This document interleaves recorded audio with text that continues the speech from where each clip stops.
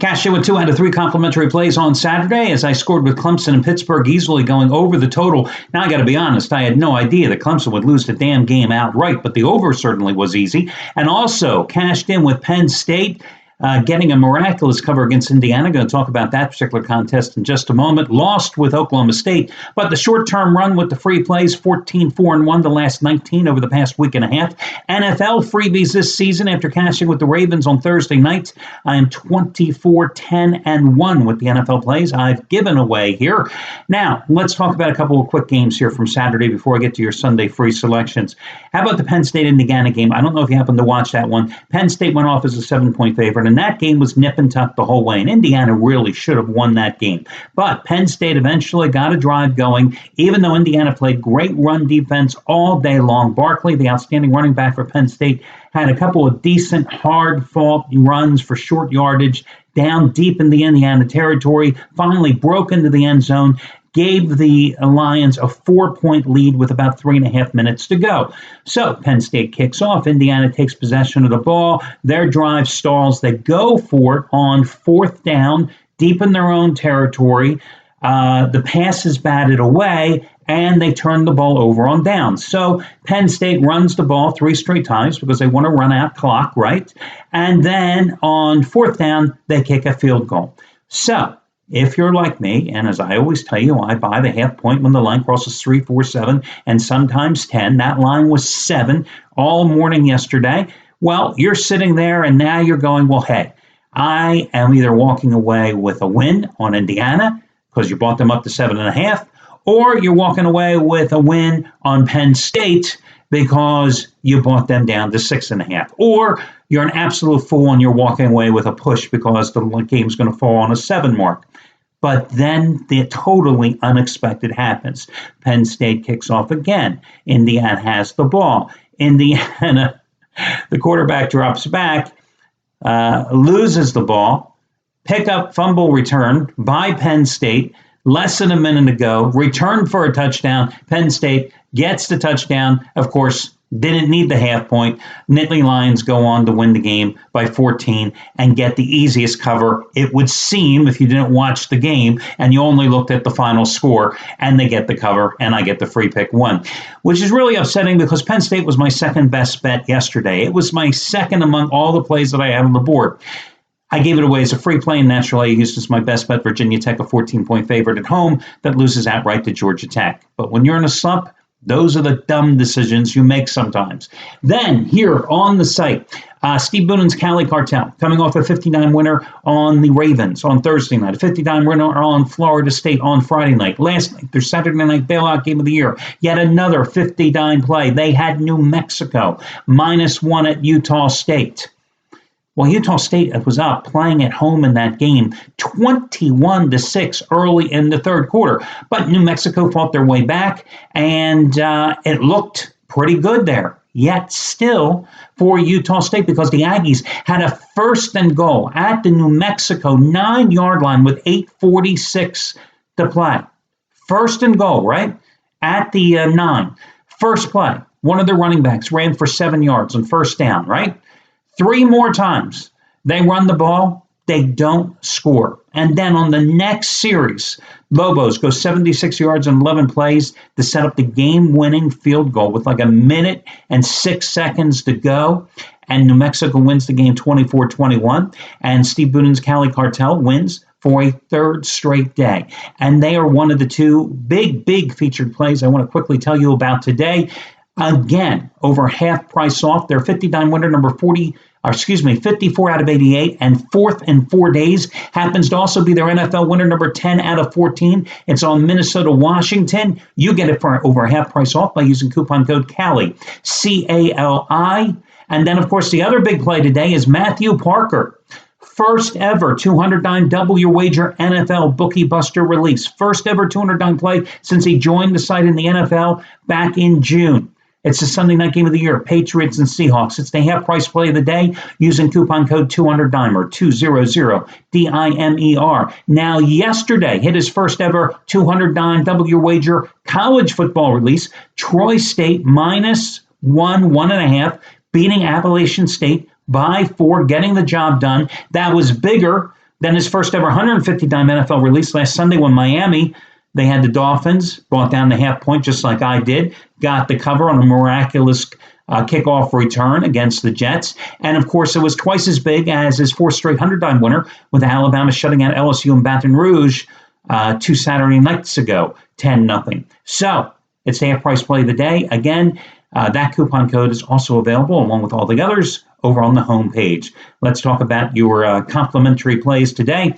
I'm going to start with one of your early games. I'm going to take a shot with New Orleans. Obviously, the public has bet this game up.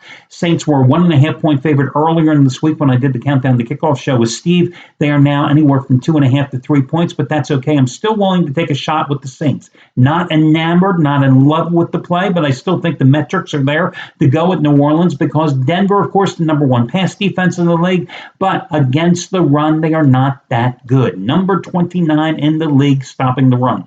Opposing backs gaining 4.6 yards per carry, 136 yards a game. Remember, the Raiders ran for 218 yards against them in that Sunday night game a week ago. And now you have the Broncos on the road again after losing at Oakland, losing their previous road game at San Diego, had 300 yards, I think, in total offense against the Chargers, had 299 against Oakland. This is a team that's struggling right now because they're unable to run the ball, which means all the pressure is on Trevor Siemian. Now, the good neat thing for the Broncos, which has me a little leery in this game, is the fact that the Saints have no pass rush. I believe I only have 11 sacks this season.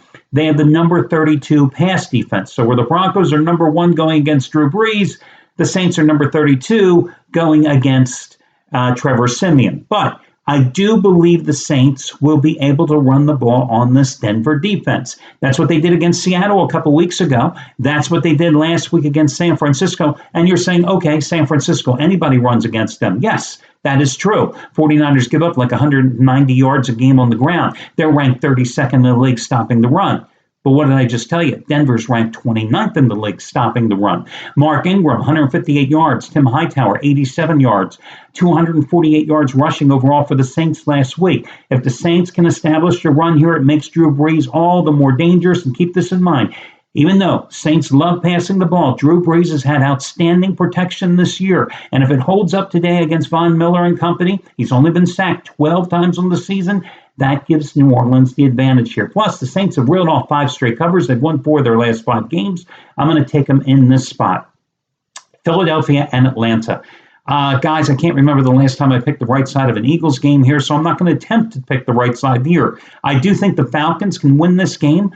But the problem with the Falcons is, let's face it, yeah, they're 5-0 ATS on the road, but they don't play any defense, okay? And the Eagles should be able to get their pass rush going against Matt Ryan today. And the Eagles have been self-destructing here. Poor third down conversion team. A lot of turnovers here of late. A lot of secondary collapses here of late. I think they've allowed 14 touchdown passes their last 5 games. And, of course, they're going to have problems here with Matt Ryan and Julio Jones today.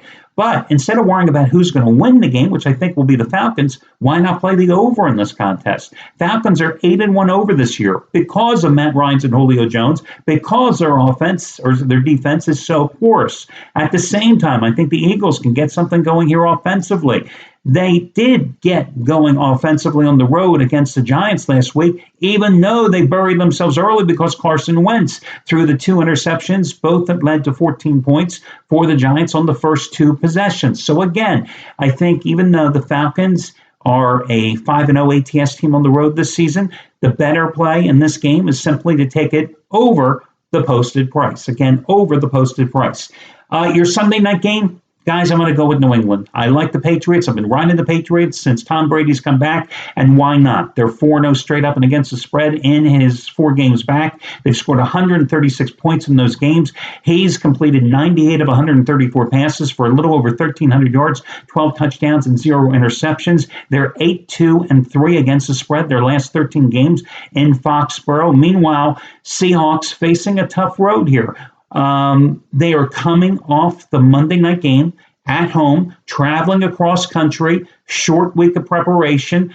Patriots, meanwhile, coming off a bye, rested, lying in wait. I was not impressed with the way the Seahawks played against the Bills on Monday night, 31-25. Yes, they won the game. The line was 6, but listen, the Seahawks could not get off the field. Bills ran 82 plays. 40 minutes time of possession, 425 total yards. I remember what happened to the Seahawks defense a couple of weeks ago when they were on the field in the overtime game against Arizona for 46 minutes.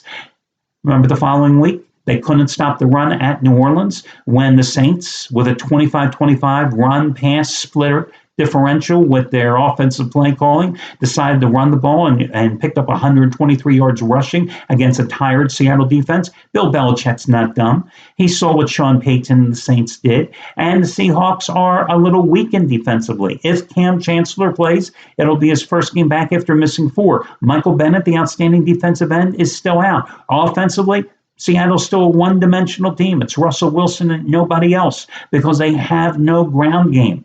So I'm going to go with New England here. I'm going to lay the 7.5 points. You know, I mentioned on the Countdown to Kickoff show that I thought the Patriots would be a great team to tease with somebody else because you're looking at that 7.5 number. And what an ideal team to tease, taking them down to 1.5 points. And because you're saying to yourself, hey, the Patriots aren't going to lose. But, you know, I got to be honest with you guys. I looked at every other game on the board today, and I cannot come up with another team to tease them with. Maybe you can, but generally when I'm looking for a team to tease, I like to take those 6 to 9 point favorites and take them down to a field goal or less, especially at home.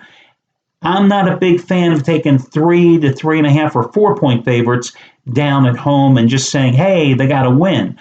Because to me, if the chances of them winning, or how do I phrase this? To me, they would have had a greater chance of winning if they were a heavier favorite to begin with. So when I'm seeing that 3 to 4 number at home instead, that already puts me on a little edge. I don't really want to make them a 2 to 3 point underdog. That doesn't inspire a lot of confidence. So again, I'm always looking for those 6 to 9 point favorites, whether they're home or on the road, to take them down by 6 points to make them a field goal or less. I am never looking to take 10-point favorites on the road and take them down to some ridiculous price. And I'm not really a big fan of taking huge underdogs and taking them at a greater discounted price. I'm also not a fan of teasing one particular game, a side and total. So you won't find me taking New England down and then taking the New England-Seattle total up or down with the points and playing it over or under. Not a fan of doing that. So again, I think New England's a great teaser number. I just don't see a complementary play to put with it. So the complementary plays here, again, I'm going with New Orleans, I'm going with Atlanta and Philadelphia over, and I'm going with the Patriots as well. That'll do it, guys. I wish you well and hope you make some money today. And I'll talk to you again tomorrow when we do this one more time.